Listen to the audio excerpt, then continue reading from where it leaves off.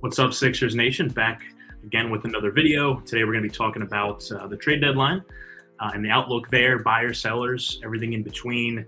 This is just going to be part one because we're going to do a few more of these. We're a few weeks out of the trade deadline here, and we'll have more of these to come out as more news and information comes out as well. As always, though, hit that like and subscribe button below on this video. Appreciate all the support here. And we are giving away some money for subscribers, giving away $25 to a random sub for every 100 subscribers. So a little added incentive there if you do want to hit that subscribe button. We're getting close to 400. And once we do, we will give away another $25 to a random sub there. Yeah. And if you are also sub, part of our program, we also have a private chat on our Instagram. Almost 200 people in there, Sixers diehard fans there. It's a fun time. So let us know if you want to be added to that as well. But back to our video here about the trade deadline. First, you got to start with when is the trade deadline? That's coming up in just a little bit, Thursday, February 6th at 3 p.m. Eastern time. So just a few weeks away from that. And Sixers are kind of in a weird position right now where it's not very obvious if they are going to be buyers or sellers. If I had to pick, I would say I would lean towards them being sellers just because of the situation, everything here. If you look right now at the standings, they're currently situated at 11, 2 games out of the play-in, and then 5.5 games out of 6th place. We just really want to be here. We want to avoid the play-in at all costs here. But, you know, they certainly have ways that they can get down, sell a little bit, tank a little bit more. Top 6 here. Potentially top 6-1. We have another video about that. But I think they're closer to not contending than they are to contending. So I'd like them to potentially be able to pick up some assets along the way and lose some more games and potentially keep their pick here. So not looking the best right now in terms of where they sit right now. Yeah, which is just wild to say. The fact that we're actually having a video of us selling at the deadline is amazing. If you think where we were going into the season, it's a weird video to record because I think as Sixers fans, we never thought we'd be here, but here we are talking about giving away assets at the deadline, possibly. We'll see what happens, and we're going to take a look at the schedule and kind of the upcoming games in a second here. But man, it's tough sledding ahead considering where we're at and where we're headed. It does not look good. Yeah, no. Sixers actually have 9 games in between now and then. Like I said, February 6th is the trade deadline here coming up. And there are 9 games between now and then. Next game being at Denver. A tough schedule. We've said it many, many times in our lives and our videos. Got a gauntlet of schedule here. Denver, Cleveland, Chicago, LA, Sacramento, Denver, Boston, Dallas, Miami, and then Detroit is the last game. Miami is the last game right before the deadline, that February 5th, and then February 7th is the day after there. So a lot of tough games here. Certainly could rack up a lot more losses. Things will certainly change and fluctuate. If they go on a run here, maybe it looks like they will be my buyers. That's why we're going to do this in a part series, because a week from now, who knows how things are, if there's injuries or whatever happens. Every single day is different for that. So this is kind of people like to say like a way too early mock draft or anything like that. It's kind of like a way too early trade deadline video here. That's why we're going to hit upon buyers and sellers kind of targets there, just because it's not really 100% sure what they're going to do or what they should do, right? Everyone has their own opinion there. But we'll start with some of their buyer trade targets. And there's plenty of ones out there. There's actually a news story here coming out because there is certain, there's rules and regulations around when people are available, what trades that go down and everything. This is here from Bobby Marks on Twitter. Some of the players that are now available. So he said trade restrictions have been lifted below for the 18 players. 90% of the league is now trade eligible. Depending on contracts, trades, all that kind of stuff, there's certain windows where you can't be traded. Some of these notable names, you have Claxton, Miles Bridges, Patrick Williams, Obi Toppin, Max Christie, Scottie Pippen Jr., Haywood Highsmith, OG, Precious, Beats Today, Aaron Wiggins, Isaiah Joe, shout out Isaiah Joe. And then for the Sixers, you got KJ Martin and Tyrese, Josh Okogie, Malik Monk, Quickly, and Johnny Juzang there too. Apologies if I butchered anyone's name. This doesn't mean these guys are going to get traded or not. Like, again, you see Tyrese Maxey here. He's probably not going to get traded. We're going to hit on Untouchables later. Neither is OG. I mean, there's certainly guys on this list that won't be traded. But again, this just wanted to kind of show this up here. Guys that are eligible. There's certainly some that aren't. But for the most part, everyone's eligible just in time for the trade deadline. And there's certainly holes and needs that the Sixers need to fill. And that starts with, a playmaker. They have, not a lot of guards on their team. They got Tyrese Maxey, who's really not a one, not really a true point playmaker. And a lot of their playmaking comes from veterans, guys like Reggie Jackson and Kyle Lowry, who just played awful this season and just not contributed very much. So we're actually going to start with one of their buyer trade targets, Jose Alvarado in New Orleans. He's averaging 10.2 points per game, 4.1 assists, shoots the ball, free ball at 41.8. It's pretty good there. And he's sitting at a very low contract, 2 years, $9 million for Jose Alvarado. Someone I think that they could, make a play for because he is cheap. Could certainly kind of fits in the Philly play style too. Really good defender, on-ball defender there. Has that kind of chip on his shoulder, gritty defender, if you will. Shout out to the Flyers on that one. And you can put the ball in the hoop too. 41.8% from three is very good. That would be the best on the Sixers right now. Can put the ball in the hoop. And the Pelicans are sitting right now one of the worst teams in the league and could certainly be, sellers at this time. Yeah, it makes sense to go for a guy like Jose. I mean, once again, on-ball defender is something that I feel like certainly need, especially at the guard spot. We have some good wing defenders on the team. Interior-wise, we struggle without Joel Embiid. But when you look at the point guard spot, we really don't have a ton of elite point guard Maxey, defense. McCain's hurt, but McCain's not known for his deep. There's not guys. Right. And then the 41% for three. I mean, we'll look at a clip here just at how gritty that he actually really is. I mean, there's LeBron, who's about 6 inches taller than him at least. He'll get the steal there and make a nice pass over to Herb Jones for three. Jose plays a lot of intensity. I agree. He'll definitely fit the Philly style here. Look at that. Also hustling back too. Yeah. And we saw this in big games too, not only here, but even in the play-in they had last season when Zion went off. He had like 40-something points, but Jose had a bunch of clutch steals. So he's a very high-impact player on both ends, a guy that you like to have on your team. Kind of reminds me, better shooter, but like a TJ McConnell-ish out there. Similar size, plays with intensity. Like I said, better shooter, which we certainly need when Yabu is your best shooter on the team. That's an issue. This guy shoots 41%, certainly would help. So that's certainly a play there. Helps that the Pelicans are at the bottom of the standings. One team that isn't, the Grizzlies who have Santi Aldama, like it's going to take more, right? More assets because they're trying to win right now versus the Pelicans with Jose Alvarado. Like you could be able to snag him, I would say pretty cheap comparatively. Which brings us to the next guy, Santi Aldama. He's averaging 13 points per game, 7.1 rebounds. Also shooting the three ball very well, 39% from three, and also on a cheap contract, 4 years. $10 million. And this is a guy who, again, back to Sixers needs. We talked about playmaking with Jose Alvarado. Aldama, that stretch forward. Shoots three ball, grab rebounds, 7.1 rebounds per game. Stretch the floor for the Sixers and put the ball in 13 points per game is very good. They need guys outside of, the big three, Maxey, Embiid, and PG to contribute. They've had a lot of trouble with that. It's come back to bite them because there's been a lot of injuries, a lot of missed games between Embiid and PG, and Maxey's missed his own too. So I think Aldama would definitely fit very well with the Sixers. Again, on the Grizzlies. Grizzlies are contenders making a run, but it's certainly not going to be as easy to get him as maybe some of these other guys that are on our list. Yeah, he's really not a super physical body for his size, but we talk about stretch four, and you'll see a clip here in just a second. We need guys that can shoot it and space the floor and also create. I mean, he's a 7-footer. I looked it up. I thought he was 6'10". He's 7 foot. Look at that going right at the rim. I mean, he is athletic. He's not Andre Drummond who's dribbling around like he's playing back in the 70s.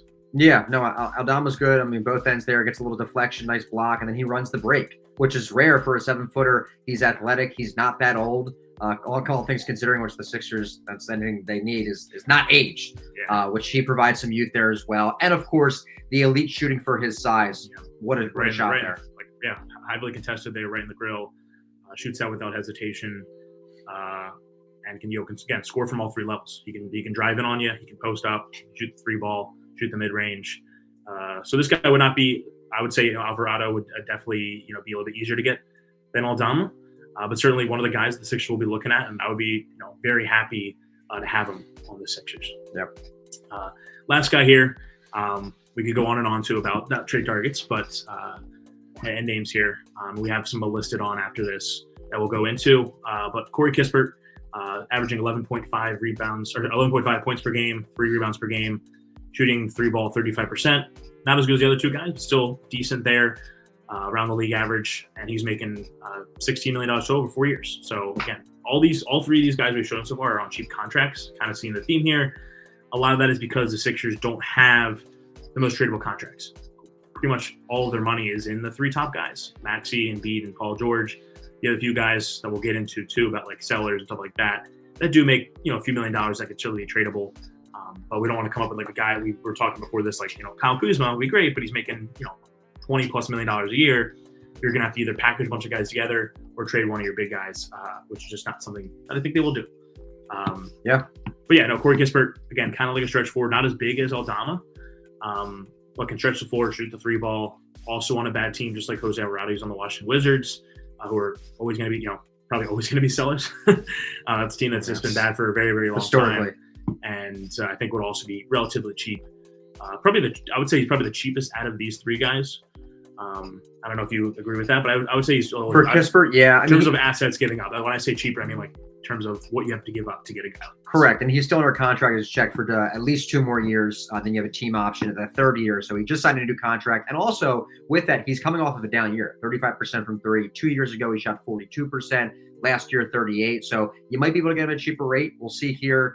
He's going to pull up from super deep on this one, logo, and he has the range. You can tell his form's great, and he came out from college as a sharp, known as a sharpshooter. So this would be a good fit for a team that has basically Eric Gordon as their go-to catch and shoot guy. That's a problem. Yeah. He would be a great fit.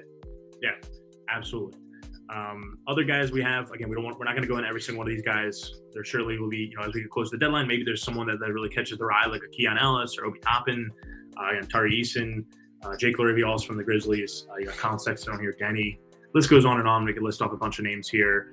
But overall, like when you're looking at these types of targets in terms of buying, you're going to look towards first like the bottom tier teams, guys that are sellers, teams that are sellers, the Hornets, the Jazz, the Raptors, the Wizards, the Pelicans, some of these teams, just because they're not contending, right? They're going to be, kind of offloading some of their guys for assets versus some of these top tier teams for the Sixers here. But shifting gears, since again the Sixers are kind of in purgatory right now, in between buyers and sellers in terms of their standings, right outside the playoffs. Wanted to allot some time to talk about, should the Sixers sell? Who's untouchable? Who kind of has that tradable contract and has some value there? And let's start with some of the untouchables. I personally think the big three. You could certainly extend it out to like Caleb Martin if I think it's kind of extended a little bit there. But in my opinion, the untouchables are Maxey, Embiid, and PG. Not only because they have huge contracts, can't even trade Embiid this year, right? Because of his contract. But also these are guys that they brought him in for a reason. I think Embiid will retire or leave before the Sixers ever trade him. And then Maxey is also a building block for this team.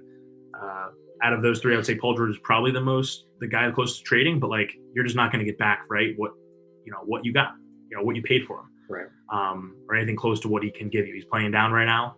Maybe he goes on a run, you could sell him high, but it's just not something I see the Sixers doing. Yeah. It's not this year. Yeah, no, they're not moving on for anyone from the big three. I mean, I'd be absolutely shocked. You saw earlier the tweet that we shared from Bobby Marks, Maxey's trade eligible. Does not mean they will trade him. That's probably the least likely out of everything that he goes just because of his age and where he's at. But in terms of Embiid, yeah, he is not going to move on. If he wants out, you'll know because he'll request out. Yeah, and that's not something he's done in his career.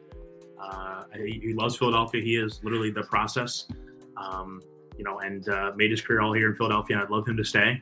I think that's something that he probably will do. Those three untouchables here. We'll get into some guys that are certainly tradable, starting with Yabu, who is having an amazing year. He's on a very, very cheap deal, 1 year, $2.1 million, which is the vet minimum. Again, they brought him over, was out of the league, brought him back, and he's kind of had a revival here on the Sixers. And a guy they could certainly trade. Hey, he's having a great year, but like, oh, he's worth a whole lot. He is again on a 1 year deal, so like if the team trades for him, you got to extend him, right? He's not, and he can make 10, 12, 14, easily double digits in the open market. So it's not like, okay, because you have a great year, you're going to get like multiple firsts for him. Maybe you get a few seconds or something like that for a contending team. I don't think you can get even a first, for him. That's again stretching it. Just because, again, he's going to be a free agent this summer. I'd rather see the Sixers just, give him a new contract, this offseason because he has played very well and someone that I think could get a little bit of a discount because they brought him in originally. Right. I don't know. What do you think? But there's certainly going to be a market for Yabu, the way that he can play and the way he's performing this season, shooting close to 40% from three and playing pretty much not every single game, but as available as he has been and showed out in big minutes has been huge for us. Once again, the Sixers, if they do look to sell, he will probably be their top target. That's why we're showing him first as well. I mean, Yabu has just been amazing this year for us. So yeah, and an extremely cheap deal, but it would absolutely go to a contender because like Mitch said, you have to pay the man next year. He's going to demand at least, I would say probably between anywhere from 6 to maybe 10 to 12 million. I mean, there's a wide range there. We'll see who pays him or not, but it would be a multi-year deal they would, bring him back for. So we'll see what they do. But Yabu is he's coveted, I would say, especially for the size that he brings as well with the shooting. Yeah, I just think he's a guy where like you're not gonna get back as much. If he was on like a 2-year, $6 million deal, okay, yeah, he's worth a lot. I just don't think you're going to get back enough for him. Yeah, it would be a few seconds. But again, at the end of the day, it comes down to like, do the Sixers want to keep him long term? If they don't, if they're like, hey, we can't afford you next year, we don't want to pay you or anything like that. Okay, then get at least something while you're at it versus just letting him hit free agency after leaving. So, start with Yabu there. Let's move over to Kelly Oubre, who signed this past offseason a 2-year, $16 million contract with the Sixers. Pretty cheap contract overall. He certainly hasn't played up to what I thought he'd be, but still making $8 million a year is kind of nothing in the NBA. Certainly a tradable guy that you could build off of. We'll go into just a second. KJ Martin too. Kelly Oubre making $8 million a year. Very tradable contract here. Could either just trade him straight up or add him to other pieces too. Maybe he's outplayed his time here in Philadelphia. I don't know. What do you think about it? I like Kelly. I like what he brings. Like you said, very tradable contract. He would fit on a lot of teams as well, just the way that he is able to attack the rim. He's an aggressive scorer. I mean, back in his Charlotte days, he was averaging close to 20 points a game. I mean, he's not the same scorer that he once was, but still a guy that can be aggressive on both ends. He leads, or he's up there in the league in deflection, so he has a couple stats to his name as well. Performing slightly under what he typically does, and I think that's with Embiid out and a lot of the mixed lineups we have. But Kelly, you would certainly get some value back. Probably not a first. I mean, it's really tough to get a first. You never know if it's a later first and a contending team has some of those. You might get that. But Kelly Oubre, look to maybe package him with other players like a guy, maybe KJ Martin that we're about to talk about. So we have some athletic wings. You'd be giving up some size. But once again, you're selling and punting on the season anyway. So it's about acquiring picks at this point or younger guys that can fill in for a guy like Oubre and just play. Yeah, I mean, he's a wing. He plays, pretty solid defense. He's got a match, and he can also either come off the bench or start.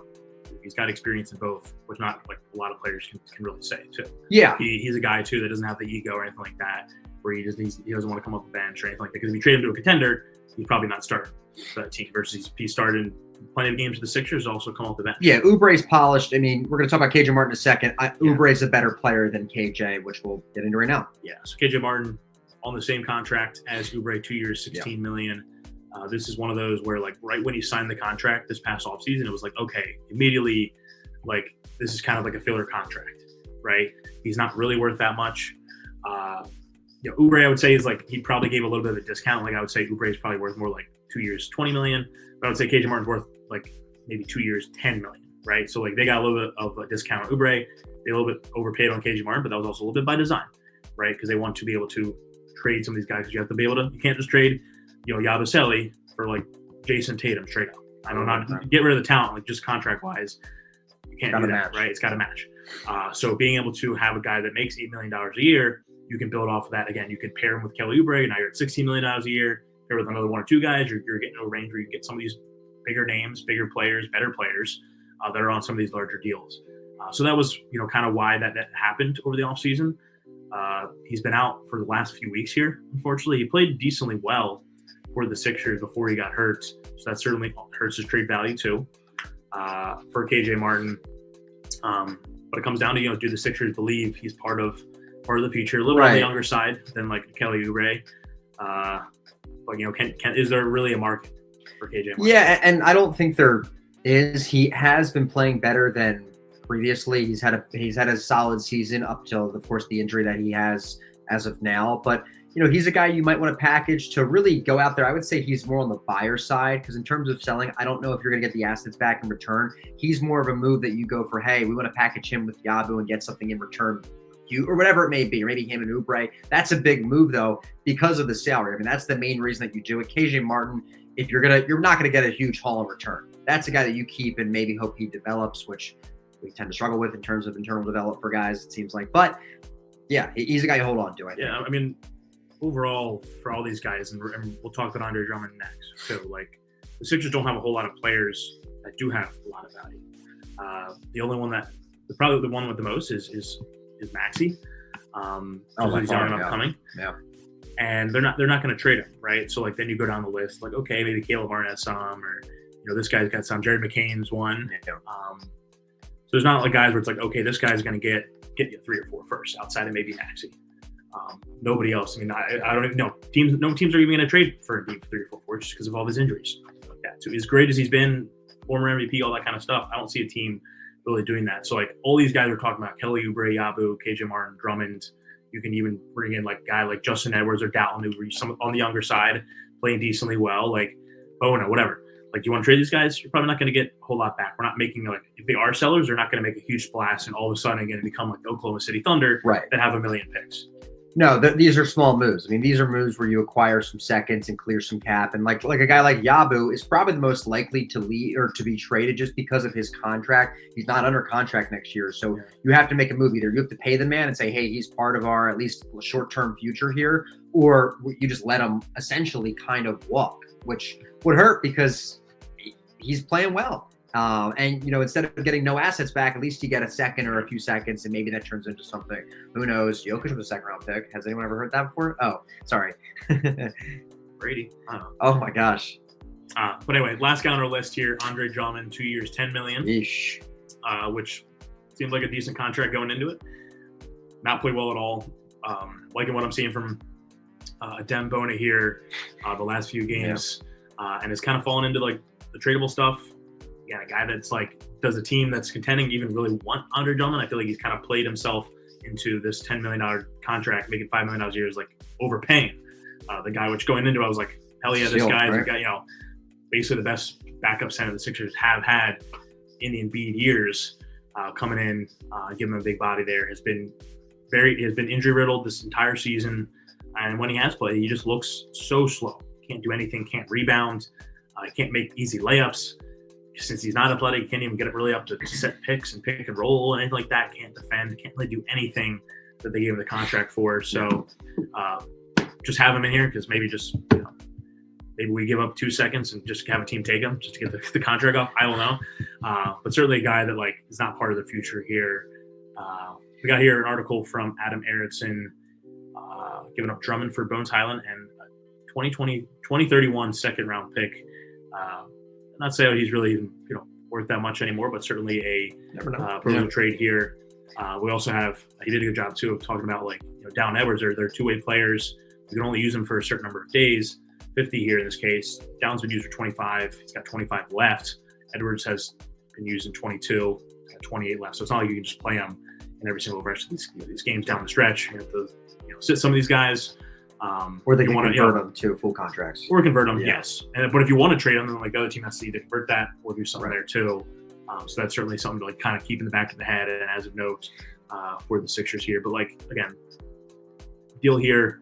I don't know. Do you think the Clippers would even consider this at this point? I think they would entertain it. I mean, it depends. The Clippers, if they in the market for a backup center, which I believe Mo Bamba's on their team, and he's not very consistent. And that's what I've heard in terms of their rotation. So if they really want to backup that maybe play, Drummond not showing this season, it would help for them. Bones Highland is a guy who honestly had a lot of potential coming into the NBA, has struggled as of late. He'd be interesting to get, but it's more about that 2nd round pick. And I mean, you do get some youth with Bones, which is nice, right? And kind of makes it. And he's a backcourt guy, which we have Reggie and Kyle Lowry now, so he would replace one of those two. You come in for get behind Maxey to have Bones there would be interesting, but once again, it's more of a lateral move. I don't think it improves you that much. You just kind of make it, see what happens. Yeah, no, the Sixers got the work cut out for them. Are they going to be sellers? Are they going to be buyers? That's something that we will find out pretty soon. Again, February 6th for the trade deadline coming up here. We'll have maybe 2 or 3 other videos try to come out with one next week too, as we get more information and the Sixers play more games. We kind of figure out what side of the deal they're on here. But appreciate everyone for tuning in. Again, hit that like and subscribe button. Below, we're giving away $25 for every 100 subs. Appreciate all the love we've so far. Big old lot for even tomorrow night's game at Denver. We'll let you know about that. But everyone have a good rest of their nights. And as always, go Sixers. Go Sixers. Cheers.